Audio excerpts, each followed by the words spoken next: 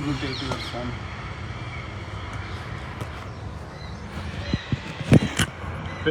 क्या इधर रोटेट करूँ?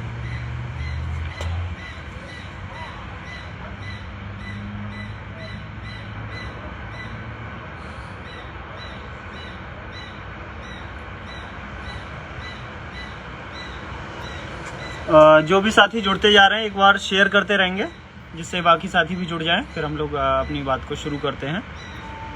एक बार शेयर कर दीजिए।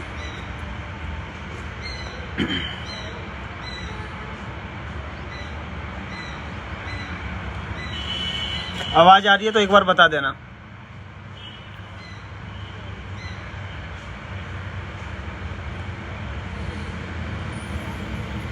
जुड़ते रहेंगे और शेयर करते रहेंगे भैया। ओके जितेंद्र जी, कैमरा सीधा कर। अच्छा वैसे आ रहा होगा यार, वैसे नहीं आएगा, गिर ना जाइए। दोबारा कर दो लाइव स्टार्ट। कोई ना गिरेगा। गिरेगा वो वाला है ना।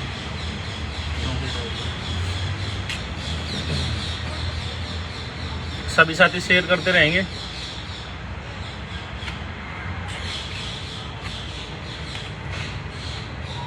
जी नमस्कार विपिन जी।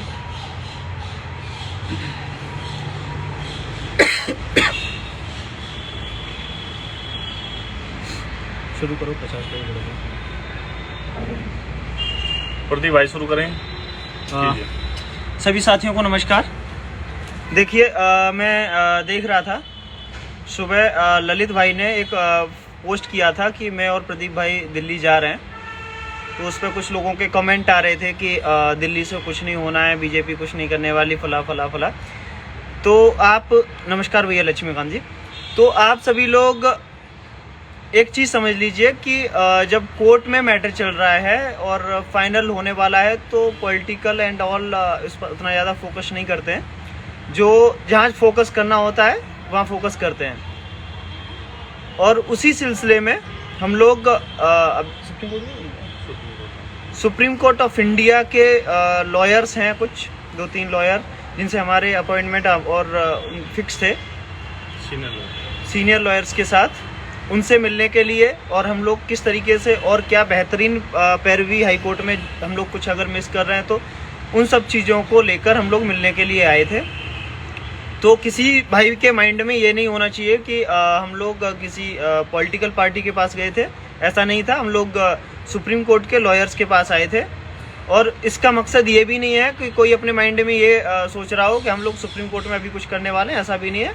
यहाँ पे मीटिंग्स फिक्स थी उसी सिलसिले में कि और बेहतर क्या कर सकते हैं हाई कोर्ट में, जिससे हमारा मैटर, कोशिश हम यही कर रहे हैं कि दीपावली के पहले पहले सभी लोगों को खुशखबरी मिले। उसके लिए और क्या बेहतरीन प्रयास हो सकते हैं, क्या हमारे और ऑर्डर्स हो सकते हैं, क्या हमारी प्लानिंग्स होनी चाहिए, और वो सभी चीज़ें डिस्कस और उनकी हम लोग समय समय पर जो अपने सीनियर से राय लेते रहते हैं, उन सभी सिलसिलों में अभी हम लोग यहाँ पर मिलने के लिए आए थे। तो सभी लोग अपने मन में इस तरह का कोई भ्रम ना रखें जो कमेंट के माध्यम से आ रहा था। ठीक है। अभी मैंने आपको बता दिया हम लोग कहाँ पर आए हुए हैं, और अभी भी हम लोग वहीं पे खड़े हुए हैं। आपको बिल्डिंग लाल कलर की दिख रही होगी पीछे। तो इसी सिलसिले में क्या हमारी बातचीत हुई है और किस तरीके से हम लोग आगे केस को प्रोसीड कर रहे हैं, क्या प्लानिंग्स के साथ हम लोग आगे बढ़ रहे हैं, वो सारी चीज़ें हमारे ललित भाई आप सभी लोगों के सामने रखेंगे। एक बार आप सभी लोग सुने और शेयर जरूर करते रहें। ललित, नमस्कार दोस्तों, आप सभी को मेरा नमस्कार। जैसे कि मैंने सुबह ही पोस्ट किया था कि मैं और प्रदीप भाई दिल्ली जा रहे हैं 6800 की नियुक्ति के संबंध में, तो ऐसा कुछ नहीं है। ना तो हम किसी नेता से मिलेंगे, ये सीधी सी बात है, और हमारा मैटर सिंगल बेंच में पेंडिंग है। तो सिंगल बेंच में क्या और ज़्यादा लीगल सलाह हो सकती है, क्या लीगल पॉइंट हो सकते हैं जो हम मिस कर रहे हैं, ये सब अगर हम बात करते हैं, हम किसी सीनियर आदमी के पास जाएंगे जो उस फील्ड का है। तो मेरे हिसाब से और प्रदीप भाई के हिसाब से हमने दोनों ने मिलकर डिसाइड किया था कि हम कुछ मीटिंग करेंगे सुप्रीम कोर्ट के सीनियर वकील के साथ और जो हमारे एडवोकेट हैं उनके साथ, ताकि हम एक पॉइंट पे पहुंच सके, एक डिसीजन के एक पॉइंट पे पहुंच सके कि इस पॉइंट से हम लोगों को जल्दी नियुक्ति मिल सकती है। तो इस संबंध में हम लोगों का दिल्ली आना हुआ। और आप एक चीज़ समझिए कि यहाँ सुप्रीम कोर्ट में सबसे बेस्ट लॉयर हैं इंडिया के। उनका माइंड अलग वे से थिंक करता है किसी भी अप्रोच को, हमारा माइंड अलग वे से थिंक करता है। हाई कोर्ट के जो वकील हैं उनकी थिंकिंग कुछ अलग है। यहाँ सबसे बेस्ट रिजल्ट हैं, यहाँ की जो डायरेक्शंस हैं वो सबसे बेस्ट हैं। और पिछली बार भी आप लोगों ने देखा होगा कि मैं और प्रदीप भाई दिल्ली से लाइव थे। हमने कहा था यहाँ हमने एक मीटिंग की है और उस मीटिंग का जो रिजल्ट था आपको 13 तारीख के ऑर्डर में उसकी झलक दिखी होगी कि संदीप दीक्षित जी के द्वारा प्रदीप भाई लखनऊ में रहे थे, मेरे साथ कुछ प्रॉब्लम थी। इस बार भी थोड़ी प्रॉब्लम रह सकती है कि मेरा लखनऊ मतलब फिजिकली मौजूद ना रहूं या प्रदीप भाई भी फिजिकली मौजूद ना रहे। लेकिन मेन चीज़ क्या है, प्रदीप भाई वहाँ फिजिकली मौजूद रहेंगे। मेन चीज़ क्या है कि हमारे व्यूज़ हमारे वकील साहब माननीय कोर्ट के सामने रखें और कोर्ट ने उन्हें कंसीडर किया। और आप देख सकते हैं कि जो लास्ट का रिजल्ट है उसमें जो टीम ने कहा वो किया है। तो आप एक चीज़ समझिए कि अगर हमें लखनऊ में मजबूती से लड़ना है तो इसका मतलब ये नहीं कि हम लखनऊ को पकड़ के बैठ जाएंगे कि लखनऊ हाई कोर्ट के साथ में कमरा ले लो और वहाँ से रोज़ पिक्चरबाजी करो, जैसा कि पिछले 6 महीने में किया गया है आप सभी के साथ कि लखनऊ में रहने से आपको जीत मिलेगी। ऐसा कुछ नहीं होगा, ना ही ऐसा कभी पॉसिबल हुआ है। मेन चीज़ क्या है कि कोर्ट में चलते हैं फैक्ट्स, आपके फैक्ट्स कितने मजबूत हैं और कितने मजबूती के साथ उन्हें रखा जा रहा है। जैसे आप सभी को पता है कि संदीप दीक्षित जी कितनी शानदार बहस कर रहे हैं।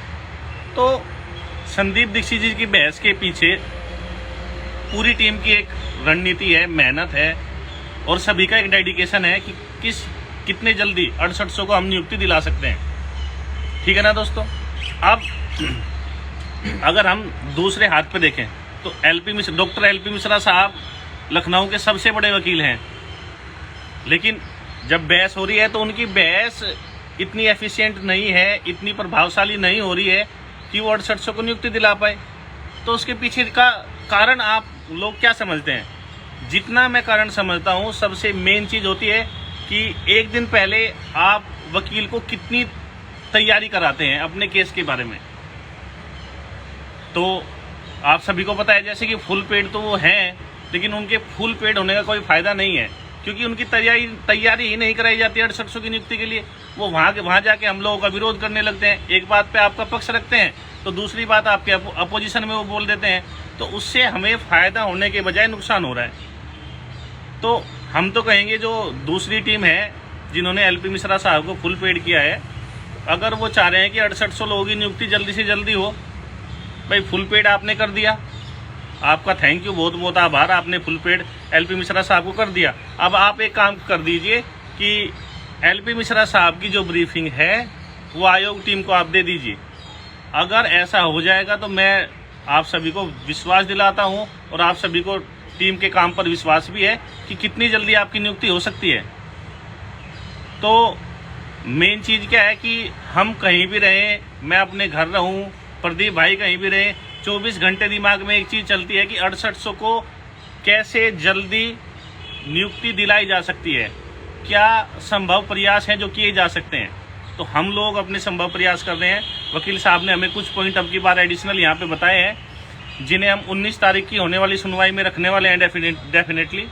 तो मैं, प्रदीप भाई और जो भी आयोग टीम के मेंबर हैं, सारी टीम जो जिसका स्तर है, जो लोग जहाँ मेहनत कर सकते हैं, सभी बहुत अच्छा मेहनत कर रहे हैं। आप सभी को वो रिजल्ट दिख भी रहे हैं, लेकिन आप एक जगह हमें डिसअपॉइंट करते हैं। जैसा पिछली बार भी प्रदीप भाई ने और हमने आप सभी से आग्रह किया कि देखिए, अगर आप चाह रहे हैं कि हम कंटिन्यूसली मेहनत करते रहें, उसके लिए क्या है कि हमें वकील को फीस देनी पड़ती है। मैं तो प्रदीप भाई से कह रहा था कि आप संदीप दीक्षित के साथ कम से कम एक सीनियर और कर लीजिए, लेकिन इशू क्या है? इशू पैसे का है। आप लोगों को लगता है अब सुबह मैं 4 बजे से उठा हुआ हूँ और मैं रात के 12 बजे जाके घर पहुँचूँगा। प्रदीप भाई भी का एक अर्जेंट वर्क था, मैंने कल कहा कि नहीं प्रदीप भाई उस वर्क को आप छोड़िए, ये जो हमारा 6800 के लिए कल आज वहाँ सुप्रीम कोर्ट आना बहुत ही इम्पोर्टेंट है। तो सारे अर्जेंट वर्क मैं भी, प्रदीप भाई भी और जितने भी टीम मेंबर है जिन्हें जो भी काम दिया गया है, सब अपने अर्जेंट वर्क सारे काम छोड़ के बस एक ही टारगेट सबका लगा है कि कैसे आपकी जल्दी नियुक्ति हो जाए, लेकिन आप लोगों की तरफ से रेस्पॉन्स बहुत कम है। प्रदीप भाई जी नमस्कार भाइयों और सभी साथियों बहनों। जैसा कि ललित भाई ने आप सभी लोगों को अवगत कराया कि हम लोग अभी यहाँ पे सुप्रीम कोर्ट में आए हुए थे। बहुत सारे या अभी लाइव के साथ हो सकता है कि इस तरह का इश्यू बनाएंगे। सुप्रीम कोर्ट संडे को बंद रहता है, तो अगर चाहेंगे तो पिक्चर डाल दिए जाएंगे उसके। तो कहने का मतलब ये है कि वकील साहब से आज हमारा अपॉइंटमेंट था और इससे प्रीवियस कुछ मीटिंग्स हुई थी, उनके संबंध में यहाँ पे और ज़्यादा मिलना ज़रूरी हो गया था। तो उन्हीं सभी संबंध में हम लोग यहाँ पर आए थे सुप्रीम कोर्ट में, और सुप्रीम कोर्ट के लॉयर्स के साथ हम लोगों ने अभी कम से कम 2.5 घंटा लगातार बैठे हैं और केस के क्या प्रोज हैं, क्या कॉन्स हैं हमारे लिए, और किस तरह की अभी हमारी सिचुएशन हाई कोर्ट में चल रही है और क्या रिजल्ट हो सकते हैं, और करंट सिचुएशन के हिसाब से जो हमारी केस चल रहा है उसमें और क्या इम्प्रूवमेंट हम लोग ला सकते हैं और किस तरीके से हम लोग जल्दी से जल्दी मैटर को ख़त्म करा सकते हैं। इन सभी मैटर को पॉइंट्स को लेकर काफ़ी देर तक यहाँ पे बातचीत हुई। तमाम कोर्ट के ऑर्डर्स डिस्कशन हम लोगों ने किए कि ये हमारे लिए बेनिफिट हो सकते हैं, या गवर्नमेंट के ऑर्डर्स जितने भी हैं वो यहाँ पे डिस्कशन हुए। तो आउटकम जो निकल के आया उसका बहुत ही पॉजिटिव है। जो आउटकम निकल के आया वो आउटकम हम लोग अगली डेट में आपको देखने को मिलेगा डेफिनेटली, जो 19 तारीख की सुनवाई होने वाली है। उस आउटकम को लेकर ऐसा नहीं होता, क्योंकि जैसे क्या होता है कि हाई कोर्ट में मैटर चल रहा है आपका, मैं जाके ब्रीफिंग कर रहा हूँ, मैं अपने हिसाब से ब्रीफिंग कर रहा हूँ, ललित भाई जाएंगे अपने हिसाब से ब्रीफिंग करेंगे, और हमारे जो जूनियर होते हैं वो भी ब्रीफ करते हैं, वो भी सीनियर का साथ दे रहे होते हैं। उनके पास जो नॉलेज है उसको गैदर करके, क्योंकि उन्होंने अपने केस लड़े होते हैं, अपने एक्सपीरियंस के हिसाब से वो केस को टैकल करते हैं, और बाकी सभी लोग जितने भी हैं अपने अपने एक्सपीरियंस के हिसाब से केस को टैकल करते हैं। उन्हीं सब में डिपेंड करता है कि आपने उस केस के लिए कितनी स्टडी करी। आप इस तरीके से, आप इसको इस तरीके से समझ सकते हैं कि आप सभी एक अध्यापक बनने जा रहे हैं, और बहुत सारे अभी हमारे साथी हैं जो प्राइवेट स्कूल में या कोचिंग्स में या कहीं पे भी ट्यूशन्स पढ़ा रहे हैं। जब हमें ट्यूशन पढ़ा रहे होते हैं या किसी बच्चे को पढ़ा रहे होते हैं, तो ऐसा नहीं होता है कि हम लोग गए और बुक हाथ में पकड़ी हमने और जाके पढ़ाने लगे, ऐसा तो नहीं होता। उसको पढ़ाने के लिए, क्लास को पढ़ाने के लिए हम लोग एक पूरी रात या मतलब उससे पहले हम लोग स्टडी करते हैं, जिससे कि हमारे सामने क्या किस तरह के क्वेश्चंस बच्चों के आ सकते हैं, उसको हम लोग किस तरीके से डिफाइन कर सकते हैं। ठीक है, तो उन सभी इसी तरीके से हमारी जो एक डेट लगती है हाई कोर्ट के अंदर, उसमें हमारा मैटर कितना लंबा, पहली बात तो चले, कितना लंबा मतलब सुनवाई हो। दूसरी पॉइंट होती है, क्योंकि जब लंबी सुनवाई होगी आपकी, मान लो आधा घंटा होगी, पौन घंटा होगी, या अगर 5 मिनट होती है तो 5 मिनट में आप जज साहब को क्या समझा पाएंगे और 20 मिनट में क्या समझा पाएंगे, ये डिपेंड करता है। तो पहली बात तो मैटर हमारा आपके मैटर पर ये डिपेंड करता है। उसके लिए क्या होना चाहिए, हमारे पास पॉइंट्स होने चाहिए बोलने के लिए उतने लंबी टाइमिंग के लिए। उसके बाद हमारा मैटर जो होता है, जब पॉइंट्स हमारे पास ज़्यादा से ज़्यादा होंगे बोलने के लिए, और उस ज़्यादा पॉइंट्स के साथ आपको अपने मैटर को किस तरीके से निकालना है, ये जज साहब को समझाना होता है। उन सभी पॉइंट्स को समझाने के लिए ज़रूरत पड़ती है डीपली मेहनत की। उस केस पे आप लोग कितना स्टडी कर रहे होते हैं।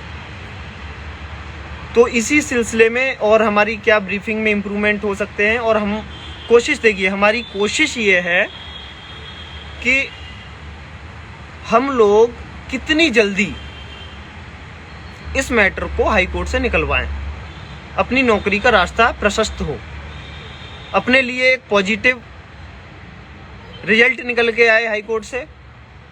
इसके लिए उसके पीछे कड़ी मेहनत, कुछ भी बोल दो आप और लोगों की नजरों में, तो उन सबको छोड़ दो, हम घर ही बैठे। लेकिन उसके पीछे क्या एक स्ट्रेटजी बनानी पड़ती है, कितना स्टडी करना पड़ता है, कितने केसेस के ऑर्डर्स को पढ़ना पड़ता है, और कितने केसेस के ऑर्डर्स जो होते हैं वो 150 पेज का होता है, आप सभी ने देखा होगा। तो उन सब चीज़ों को ध्यान में रखते हुए डिपेंड कर रहे हैं, और जितनी आप अपने वकील पे मेहनत कर रहे हैं वही मेहनत का रिजल्ट आपको अपनी अगली सुनवाई में देखने को मिलता है। अभी हम लोग अगर बात करें कि हमारे लिए बैरियर्स जो हैं हाई कोर्ट के अंदर, हमारे पास जो बैरियर है, मेन बैरियर है भारती पटेल का। क्योंकि मैं उस दिन देख रहा था, मेरे एक भाई हैं, वो बोल रहे थे प्रॉक्सी पिटिशन के बारे में, लोगों को समझा रहे थे। प्रॉक्सी पिटिशंस जो होती हैं, भारती पटेल एक प्रॉक्सी पिटिशंस ही है जो हमारे बीच के लोगों ने डाली। आप इस चीज़ को भी समझिए। भारती पटेल जो है ना, वो प्रॉक्सी पिटिशन ही है जो हमारे ही साथ के लोगों ने डाली, और उस प्रॉक्सी पिटिशन ने हमारे कितना चरस बोया हुआ है वो आप देख रहे हैं। तो कहने का मतलब ये है कि ऐसा हमें कोई भी काम नहीं करना चाहिए जो उल्टा हमारे ऊपर पड़ जाए किसी दिन आकर। तो कहने का मतलब ये है कि आपकी ब्रीफिंग में कितना आपका एफिशिएंट, आप कितना मेहनत करते हैं, कितना आप पॉजिटिवली चीज़ों को आप लेके चलते हैं। क्योंकि अगर आप नेगेटिव चीज़ों को ही सिर्फ लेके चलेंगे, पॉजिटिव नेगेटिव दोनों को लेके चलना पड़ेगा। हमारे लिए वर्स्ट से वर्स्ट सिचुएशंस क्या हो सकती हैं और पॉजिटिव से पॉजिटिव सिचुएशंस क्या हो सकती हैं, इन सभी पहलुओं पे हम लोगों को विचार करना चाहिए। उन्हीं सभी चीज़ों को लेकर आज एक काफ़ी लंबा, मैं उन सब पॉइंट्स को तो नहीं आप बता सकता क्योंकि वो हम लोग 19 को हियरिंग में रखने वाले हैं, इसलिए मैं नहीं बता सकता हूँ, मजबूरी है।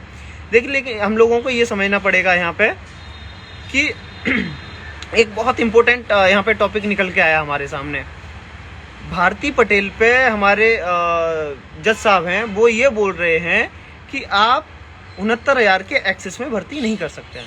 समझना थोड़ा, 69,000 के, मैं सिंपल सी बात बता रहा हूँ, 69,000 के एक्सेस में आप भर्ती नहीं कर सकते, ठीक है।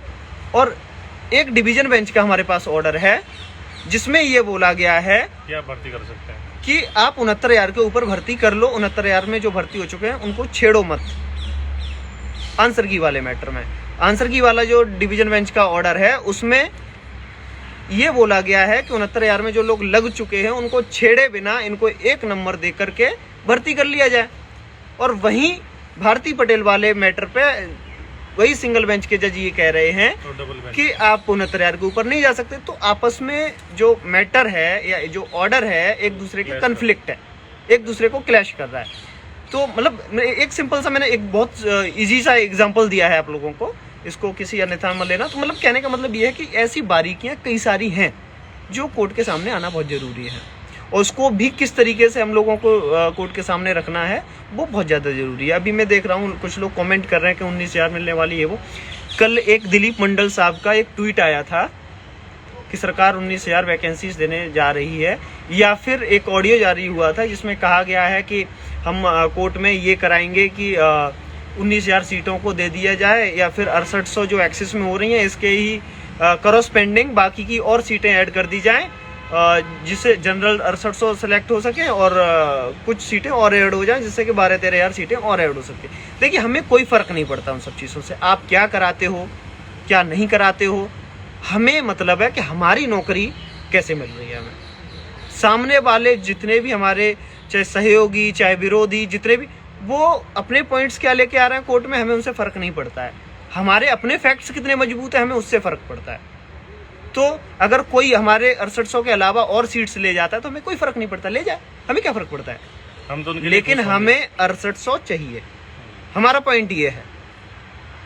इन्हीं सभी चीज़ों को लेकर कुछ बहुत सारी यहाँ पे हम लोगों ने पिछले 2-3 घंटे से बैठे हुए हैं,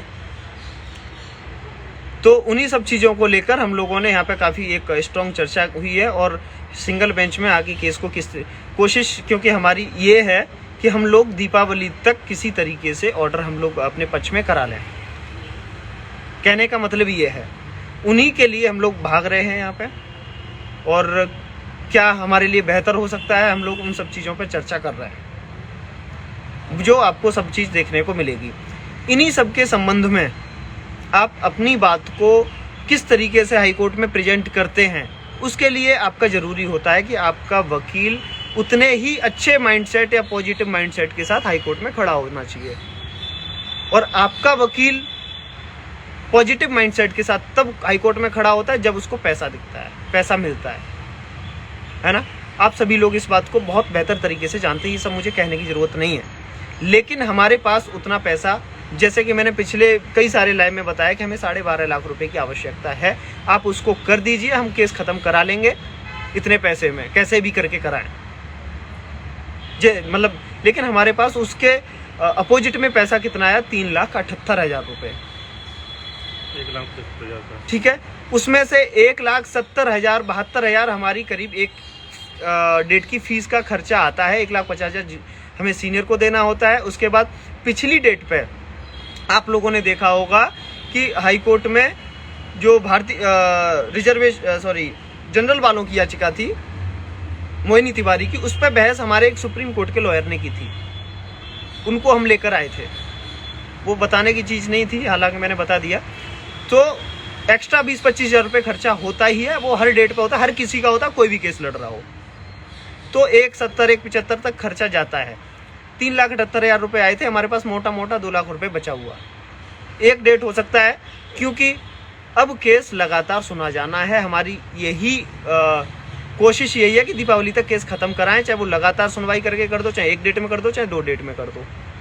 तो उसके लिए अगली उन 2-4 डेटों का 4-5 डेटें जो भी लग रही हैं, उनका इंतजाम होना बहुत ज़रूरी है। जैसे कि मैंने पहले भी लाइव में बताया था कि आप इतना कर दीजिए। तो देखिए, सभी साथी नौकरी के आस से सब लोग जुड़े हुए हैं एक दूसरे से। यहाँ किसी ने कोई खेत नहीं जोत रखा है। कुछ लोग मुझे चोर कह सकते हैं, कुछ लोग दूसरे लोगों को चोर कह सकते हैं, कोई कुछ कह सकता है, कोई कुछ कह सकता है। लेकिन उसके पीछे आप ये देखिए कि कौन कितने बेहतर तरीके से चीज़ों को रखता है, कौन कितना नौकरी के लिए प्रतिबद्ध है। नौकरी के लिए जो प्रतिबद्ध है, आप उस चीज़ को देखते हुए, आप भी नौकरी के लिए प्रतिबद्ध हैं, इस चीज़ को मैं अच्छे तरीके से जानता हूँ। इन सभी चीज़ों को देखते हुए आप किसी तरीके से हमें इस तरह का मौका न दें कि हम आपसे पैसे ही हर बार मांगते रहें। इतना मुझे या मेरी टीम को किसी को शौक नहीं है कि हम बार बार आपसे, क्योंकि आप देखिए, मैं बार बार आपसे पैसे आके मांगूंगा या मेरी टीम के सदस्य आपसे बार बार पैसे आके मांगेंगे, हम कोर्ट पे उतना, मतलब क्योंकि टाइम 24 घंटे ही सबके पास होता है एक दिन के अंदर। अब उस 24 घंटे में 10 घंटा आदमी सो रहा है, 9 घंटा सो रहा है, जितना भी सो रहा है, बाकी उसके अपने काम है, नहाना है, धोना है, खाना पीना है, ठीक है। 12-14 घंटे इस तरीके से निकल जाते हैं आपके पास, ले दे के 8-9 घंटे बचते हैं। उस 8-9 घंटे को किस तरीके से पॉजिटिवली यूज करना है। अगर उस 8-9 घंटे को सहयोग के लिए हम लोग यूज करते रहेंगे तो केस पे कब ध्यान देंगे।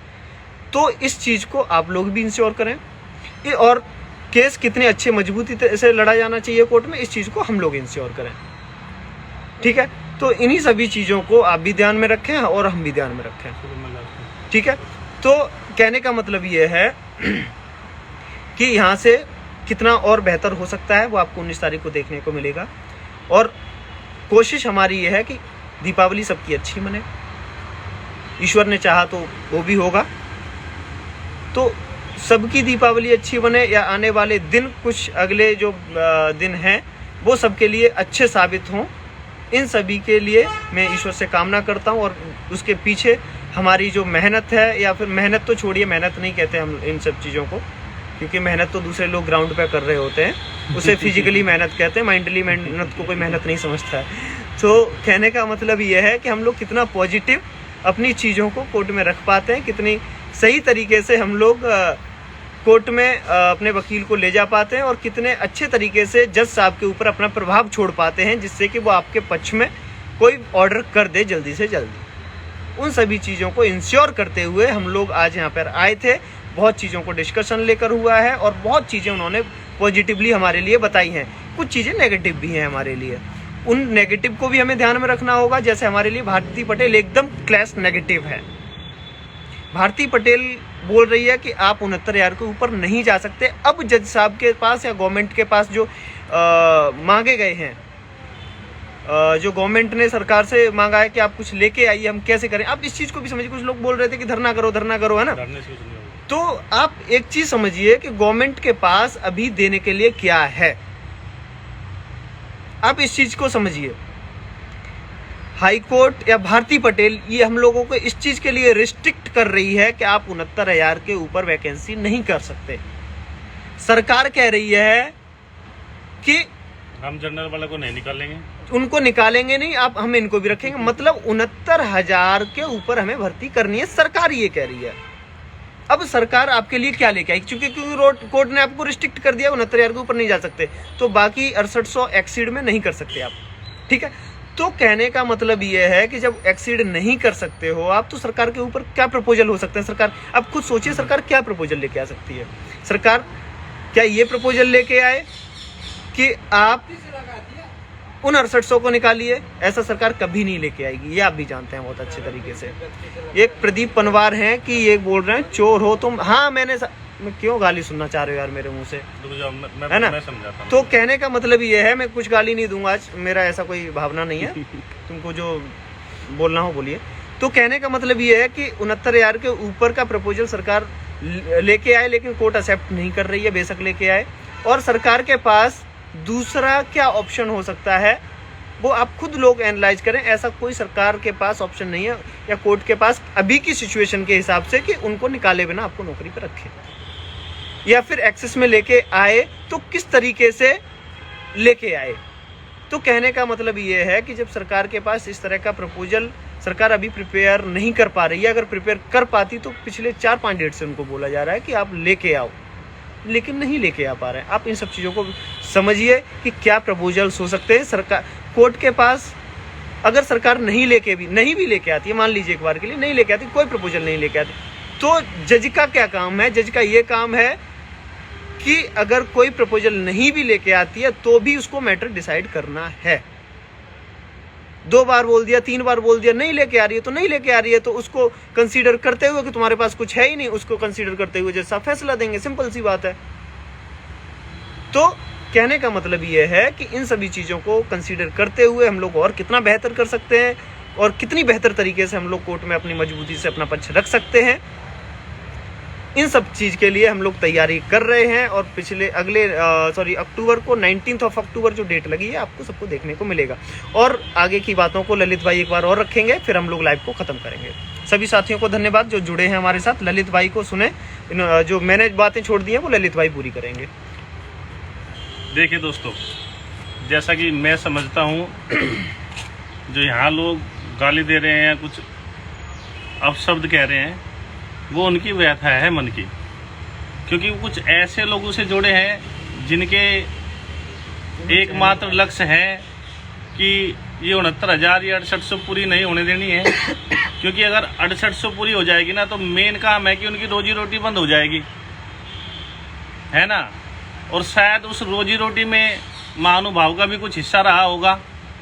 तो भाई, अगर आपको जॉब नहीं करनी है तो आप जाइए, यहाँ से हट जाइए, हमें आपसे कोई मतलब नहीं है। ऐसे हमने बहुत सारे लोग देखे हैं, रेल चलती रहती है और कुत्ते भौंकते रहते हैं। प्रदीप भाई ने आप सभी को बहुत अच्छा समझाया, लेकिन मैं आप सभी से यही कहूँगा दोस्तों, मेन चीज़ क्या है कि बहुत बड़ा रायता फैल चुका है सुप्रीम कोर्ट के जजमेंट में, जिसने कहा है कि आप 69,000 से पद एक्सीड नहीं कर सकते। अब गवर्नमेंट देगी तो आपको पद कैसे देगी? तो ये सोचने वाली बात है। लेकिन इन सब के बियॉन्ड हमारे लिए जो पॉजिटिव थिंग्स थी वो हमने ले लिए हैं। वो 19 तारीख की जो हाई कोर्ट में सुनवाई होगी वो हम वहाँ मजबूती से रखवाएंगे। लेकिन कुछ लोगों को तो मैं डेफिनेटली कह सकता हूँ वो बौखलाए हुए हैं प्रदीप भाई। तो आप बिल्कुल भी इस चीज़ को लेकर परेशान ना हो, क्योंकि जब कोई काम करता है ना तो उसे नाम सुनने को मिलते हैं, और जो काम नहीं करता उसे क्या नाम सुनने को मिलेगा? वो आपने सुना होगा ना गाना, अरे जो है नाम वाला वही तो बदनाम है। जिसका नाम होगा वही तो बदनाम होगा, और जिसका नाम ही नहीं है, जिसका नाम मिटाने के लिए लोग लगे हैं, उसका क्या नाम होगा? जिसके मुंह पे ऑलरेडी काली पुत चुकी है। तो मैं ज़्यादा बात नहीं कहूँगा, सभी से ये कहूँगा कि आज के जिस काम के लिए हम आए थे वो बहुत ही सार्थक रहा, मुलाकात आपकी सफल रही। हम आपको ये बताएंगे 19 तारीख में जो होने वाली सुनवाई है उसमें आपको रिजल्ट देखने को मिलेगा, और हम ईश्वर से प्रार्थना करेंगे कि बहुत जल्दी आप सभी की नियुक्ति हो।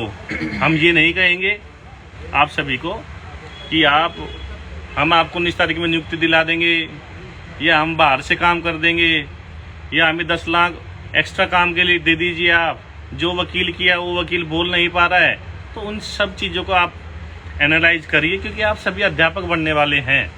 मैं 9 साल से पढ़ा रहा हूँ पिछले। प्रदीप भाई एक इंजीनियर हैं, तो अभी इनको भी शायद मुझे लगता है कि लेक्चर स्टार्ट करने पड़ेंगे लेने जल्दी, क्योंकि जल्दी आप लोगों की नियुक्ति मुझे तो होती हुई दिख रही है दोस्तों। तो आप एक चीज़ समझिए कि आप खुद एनालाइज कर सकते हैं कि कौन सी टीम काम करके दिखाती है, कौन सी टीम बीसी करती है, खाली बीसी। मतलब अगर बागपत के सारे लोग, मेरठ के सारे लोग, मुजफ्फरनगर के सारे लोग लखनऊ में जाके पढ़ जाएंगे तो ऐसा होने से क्या आपको 4 दिन में नियुक्ति मिल जाएगी? नहीं मिल जाएगी। दोबारा से धरने के नाम पे माहौल क्रिएट किया जा रहा है कि धरना बनाओ, सरकार पे दबाव है। अरे सरकार पे तुम लोगों को कोई दबाव नहीं है, आप इस चीज़ को जान लीजिए, समझ लीजिए बिल्कुल अच्छी तरह। सरकार वैकेंसी पूरी कर चुकी है, सरकारी अधिकारी अपने आप को बचा चुके हैं, उन्होंने जो गलती की थी उन्होंने गलती ठीक कर दी है। अब आप लोगों के साथ हुआ ये, हम सभी के साथ, कि हम आसमान से गिरे खजूर पे लटके। तो अब मेन चीज़ है, कुछ लोग चाह रहे कि आप लटके रहें, तो उन लोगों से आप उनका मोटिव, जो उनका क्या मोटिव है वो आप समझ ही चुके हैं पिछले 6 महीने में। अगर आप लोगों ने पिछले 6 महीने में इनका टीम का साथ दिया हो तो डेफिनेटली आज आप लोग जॉब कर रहे होते। तो हम लाइव को लंबा नहीं खींचेंगे, यही कहेंगे कि आज की जो मुलाकात थी वो बिल्कुल सार्थक थी। इससे पहले संडे में जब मैं और प्रदीप भाई आए थे वो मुलाकात भी हमारी सार्थक थी बिल्कुल। तो अब कोई 19,000 कोर्ट से मांगे, मैं तो चाह रहा हूँ कि 1,40,000 सारे कैंडिडेट इस भर्ती प्रक्रिया में भर्ती हो जाए, क्योंकि इसके बाद तो भर्ती आने वाली नहीं है, सब संविदा में भर्ती होंगे। तो आप लोग देखिए, आपको 1,000, जिसका कोई 1,000 दे सकता है ऐसे ही, कोई 2,000 दे सकता है, कोई 5,000 कर सकता है। तो आप जितना मैक्सिमम कर सकते हैं, प्रदीप भाई ने सही कहा कि देखिए अब हम आपसे बार बार पैसे के लिए कह रहे हैं तो ये हमें खुद अच्छा नहीं लगता है। आप कम से कम एक बार इतना सहयोग कर दीजिए कि वकील फुल पेड हो जाए, फिर हम जो हमें ये आधा 1 घंटा लाइव के माध्यम से आप लोगों को समझाने में लगता है, ये ना लगे, ये टाइम भी हम अपना सारा 6800 की नियुक्ति के लिए दे सके। तो आप सभी से यही उम्मीद है। और दोस्तों, आप अपने घर खुश रहिए और झूठों से बचकर रहिए, क्योंकि जालसाज लोग मीठे होते हैं, आपको मैं बता रहा हूँ। इन मीठे लोगों से आप बच के रहिए। बहुत मेहनत की जा रही है, आयोग टीम के जितने भी मेंबर हैं सारे आपकी नियुक्ति के लिए लगे हैं। और बस अंत में ये अपील है कि आप लोग सहयोग कर दें, और सहयोग आप टीम देख के करिए कि आपको किस टीम को सहयोग करना है। जो आपको लग रहा है कि टीम आपके लिए बेस्ट एफर्ट कर रही है, उसके लिए आप सहयोग करिए। मीटिंग आज की सफल रही, सार्थक रही, आप सभी को पॉजिटिव रिजल्ट देखने को मिलेगा। और हम कहीं तक भी लड़ने के लिए तैयार हैं सरकार से। किसी भी कीमत पे जॉब नहीं छोड़ी जाएगी, किसी भी कीमत पे बिल्कुल भी ये जॉब नहीं छोड़ी जाएगी। हम तैयार हैं, कहीं तक सरकार लड़े, क्योंकि ना तो धरने से जो भाई है, ना ही इको गार्डन में बैठने से आपको 6800 की नियुक्ति मिली है। धरने जितने हुए हैं वो आयोग टीम ने उनका संचालन किया है। बाकी 10 लोग 20 लोग गार्डन में बैठे रहते थे, सुबह आके फोटोबाजी करते थे, फिर शाम को आके फोटोबाजी करते थे, पूरे दिन नहीं मिलते थे। 2 धरने में मैं भी गया हूँ, वहाँ कोई लोग नहीं मिलते थे। लोग, इनका काम था सुबह आओ जाओ, काम खत्म। और ये आपके 6800 की लिस्ट क्यों जारी की गई अधिकारियों द्वारा, क्यों ये 5 जनवरी को आई, ये पहले क्यों नहीं आई, इस सब के बारे में मैं आपको एक दिन विस्तार से समझाऊंगा जब मैं अपने घर से आराम से लाइव कर रहा हूँ। तो आप सभी को नमस्कार दोस्तों। ठीक है, सभी साथियों को नमस्कार। और उम्मीद है कि सभी साथी चीज़ों को समझेंगे और उसी हिसाब से अपने विवेक के अनुसार, क्योंकि सभी पढ़े लिखे लोग हैं, यहाँ पे कोई अनपढ़ नहीं है, तो उसी हिसाब से सब लोग काम करेंगे। और इसी सब के साथ सभी साथियों को नमस्कार। जय हिंद, जय भारत।